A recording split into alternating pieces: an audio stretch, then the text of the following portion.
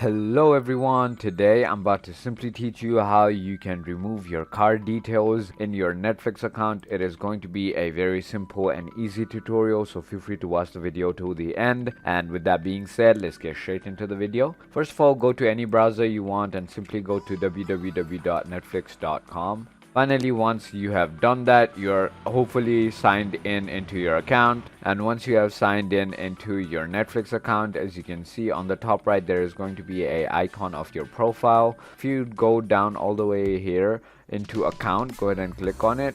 You're gonna pop up into this page right over here, as you can see, where there is going to be a tab which says account, and in that tab there is going to be your payment info as well. So basically right over here on the top there is a manage payment info button. Go ahead and click on it. And finally, once you have done that, you can simply add another card detail, and then you can delete this. As you can see, it says to delete, add another payment method first. So if you add another card, there is going to be a delete tab right over here just beside edit, and once you click on delete, you can simply delete the card info that you already have linked in. So if you thought this video was informational, feel free to hit that subscribe button, hit that like button, and thank you for watching.